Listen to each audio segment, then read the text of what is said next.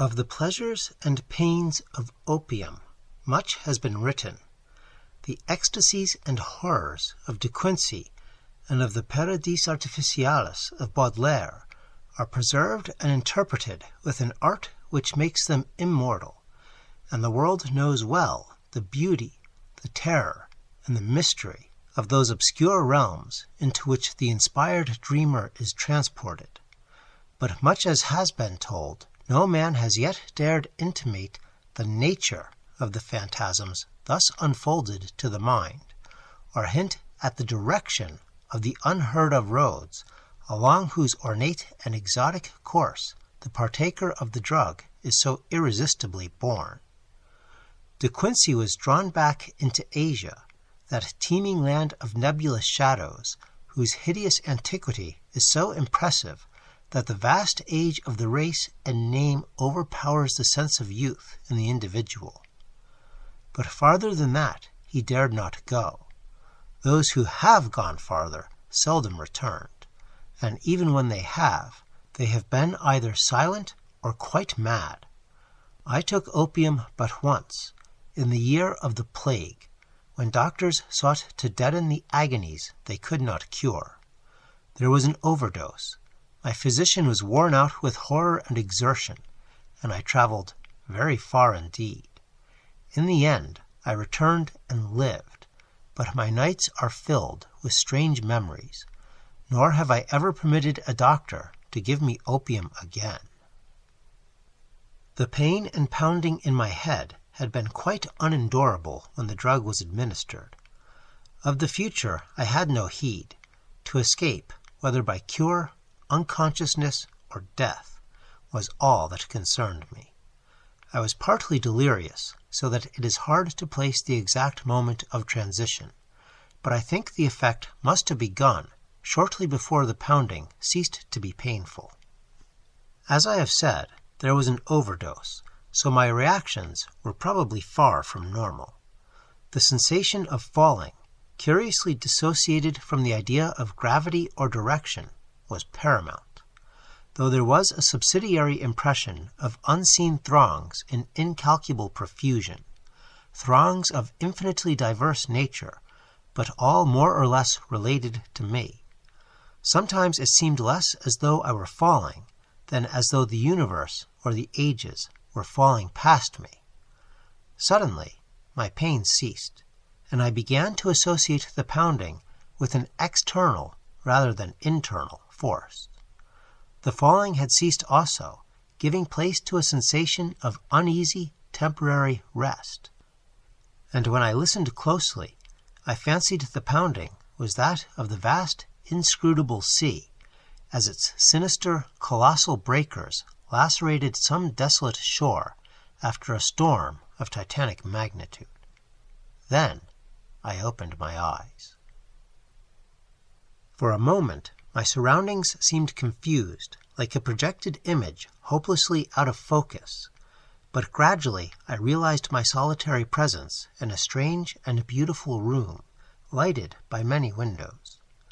Of the exact nature of the apartment I could form no idea, for my thoughts were still far from settled, but I noticed varicolored rugs and draperies, elaborately fashioned tables, chairs, ottomans, and divans, and delicate vases and ornaments which conveyed a suggestion of the exotic without being actually alien. These things I noticed, yet they were not long uppermost in my mind. Slowly but inexorably crawling upon my consciousness and rising above every other impression came a dizzying fear of the unknown, a fear all the greater because I could not analyze it, and seeming to concern a stealthily approaching menace, not death, but some nameless, unheard-of thing, inexpressibly more ghastly and abhorrent. Presently, I realized that the direct symbol and excitant of my fear was the hideous pounding, whose incessant reverberations throbbed maddeningly against my exhausted brain. It seemed to come from a point outside and below the edifice in which I stood, and to associate itself with the most terrifying mental images. I felt that some horrible scene or object lurked beyond the silk-hung walls, and shrank from glancing through the arched, latticed windows that opened so bewilderingly on every hand. Perceiving shutters attached to these windows, I closed them all, averting my eyes from the exterior as I did so. Then, employing a flint and steel which I found on one of the small tables, I lit the many candles reposing about the walls in arabesque sconces. The added sense of security brought by closed shutters and artificial light calmed my nerves to some degree, but I could not shut out the monotonous pounding. Now that I was calmer, the sound became as fascinating as it was fearful, and I felt a contradictory desire to seek out its source, despite my still powerful shrinking. Opening a portière at the side of the room nearest the pounding, I beheld a small and richly draped corridor ending in a carven door and a large oriel window. To this window I was irresistibly drawn, though my ill-defined apprehensions seemed almost equally bent on holding me back. As I approached it, I could see a chaotic whirl of waters in the distance. Then, as I attained it and glanced out on all sides, the stupendous picture of my surroundings burst upon me with full and devastating force. I beheld such a sight as I had never beheld before, and which no living person can have seen save in the delirium of fever or the inferno of opium. The building stood on a narrow point of land, or what was now a narrow point of land, fully 300 feet above what must lately have been a seething vortex of mad waters. On either side of the house there fell a newly washed-out precipice of red earth, whilst ahead of me the hideous waves were still rolling in frightfully, eating away the land with ghastly monotony and deliberation. Out a mile or more there rose and fell menacing breakers at least 50 feet in height, and on the far horizon ghoulish black clouds of grotesque contour were resting and brooding like unwholesome vultures. The waves were dark and purplish, almost black, and clutched at the yielding red mud of the bank as if with uncouth greedy hands. I could not but feel that some noxious marine mind had declared a war of extermination upon all the solid ground, perhaps abetted by the angry sky. Recovering at length from the stupor into which this unnatural spectacle had thrown me, I realized that my actual physical danger was acute. Even whilst I gazed, the bank had lost many feet, and it could not be long before the house would fall undermined into the awful pit of lashing waves. Accordingly, I hastened to the opposite side of the edifice, and finding a door, emerged at once, locking it after me with a curious key which had hung inside. I now beheld more of the strange region about me, and marked a singular division which seemed to exist in the hostile ocean and firmament. On each side of the jutting promontory, different conditions held sway. At my left, as I faced inland, was a gently heaving sea with great green waves rolling peacefully in under a brightly shining sun. Something about that sun's nature and position made me shudder, but I could not then tell, and cannot tell now, what it was. At my right also was the sea, but it was blue, calm, and only gently undulating, while the sky above it was darker and the washed-out bank more nearly white than reddish. I now turned my attention to the land, and found occasion for fresh surprise, for the vegetation resembled nothing I had ever seen or read about. It was apparently tropical, or at least subtropical, a conclusion borne out by the intense heat of the air. Sometimes I thought I could trace strange analogies with the flora of my native land, fancying that the well-known plants and shrubs might assume such forms under a radical change of climate, but the gigantic and omnipresent palm trees were plainly foreign. The house I had just left was very small, hardly more than a cottage, but its material was evidently marble, and its architecture was weird and composite, involving a quaint fusion of western and eastern forms. At the corners were Corinthian columns, but the red tile roof was like that of a Chinese pagoda. From the door inland there stretched a path of singularly white sand, about 4 feet wide, and lined on either side with stately palms and unidentifiable flowering shrubs and plants. It lay towards the side of the promontory where the sea was blue and the bank rather whitish.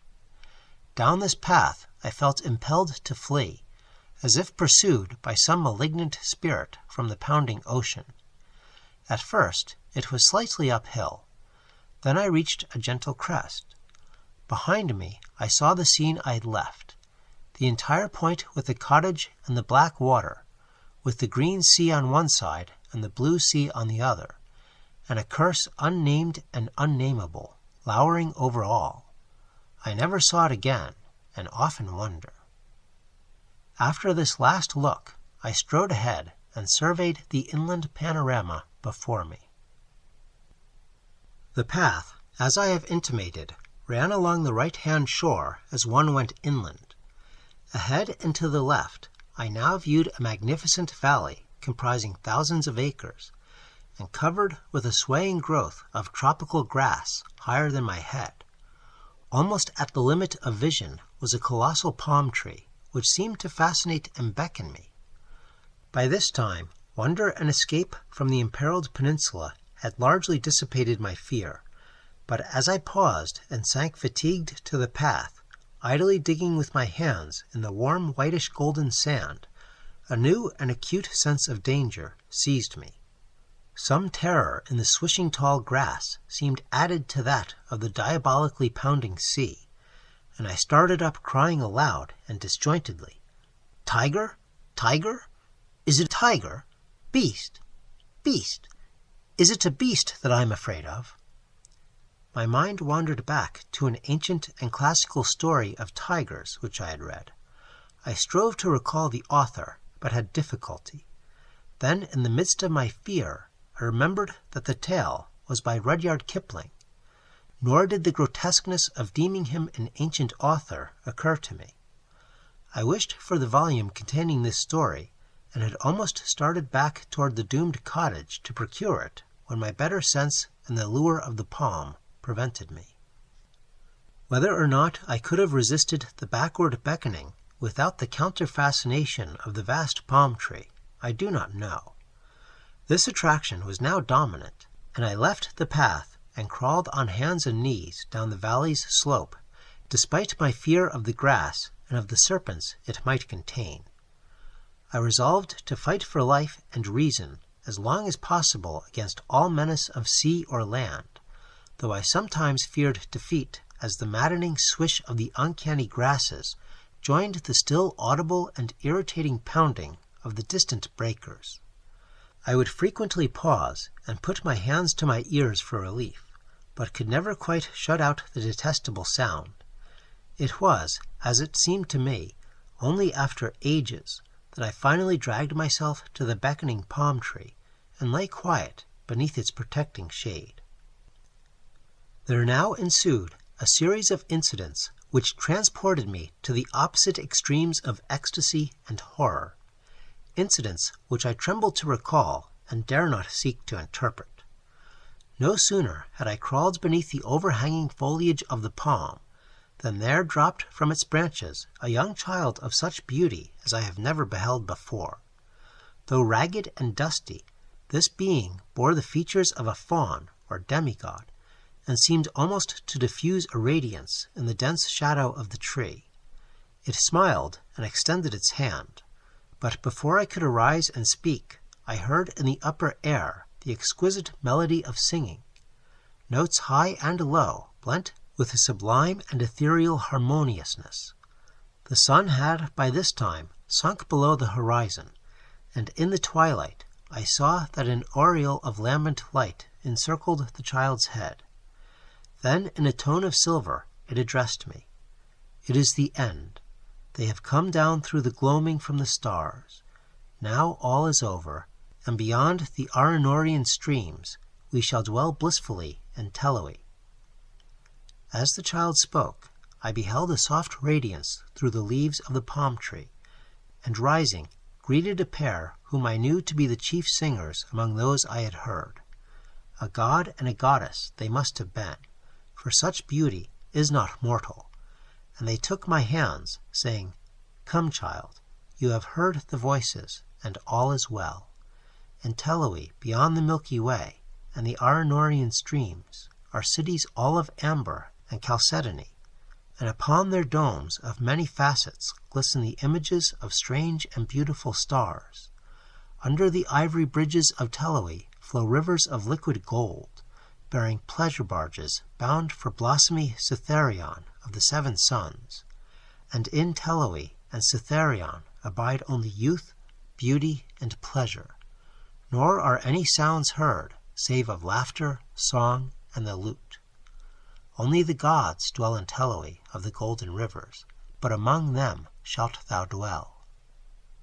As I listened, enchanted, I suddenly became aware of a change in my surroundings. The palm tree, so lately overshadowing my exhausted form, was now some distance to my left and considerably below me.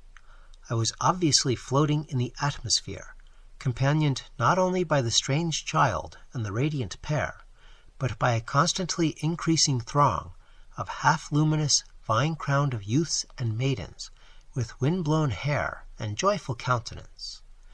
We slowly ascended together, as if borne on a fragrant breeze, which blew not from the earth, but from the golden nebulae, and the child whispered in my ear that I must look always upward to the pathways of light, and never backward to the sphere I had just left.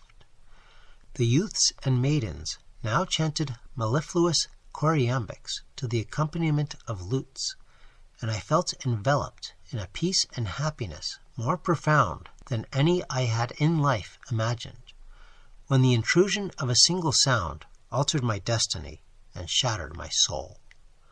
Through the ravishing strains of the singers and the lutanists, as if in mocking demonic concord, throbbed from gulfs below the damnable and detestable pounding of that hideous ocean.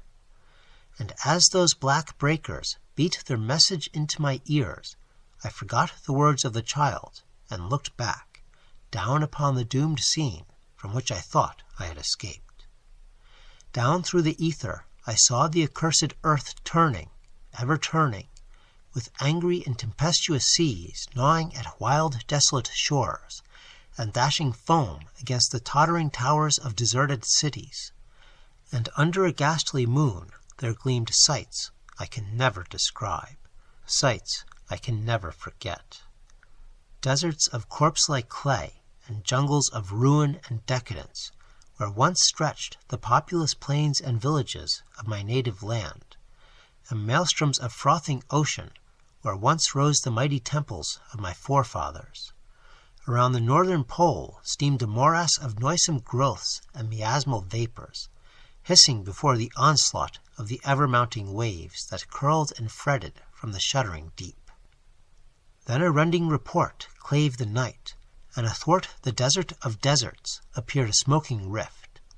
Still the black ocean foamed and gnawed, eating away the desert on either side as the rift in the center widened and widened. There was now no land left but the desert, and still the fuming ocean ate and ate. All at once I thought even the pounding sea seemed afraid of something, afraid of dark gods of the inner earth that are greater than the evil god of waters. But even if it was, it could not turn back, and the desert had suffered too much from those nightmare waves to help them now.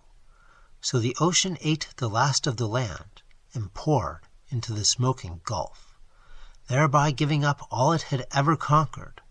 From the new flooded lands it flowed again, uncovering death and decay, and from its ancient and immemorial bed it trickled loathsomely, uncovering nighted secrets of the years when time was young and the gods unborn. Above the waves rose weedy, remembered spires. The moon laid pale lilies of light on dead London, and Paris stood up from its damp grave to be sanctified with stardust. Then rose spires and monoliths that were weedy but not remembered. Terrible spires and monoliths of lands that men never knew were lands.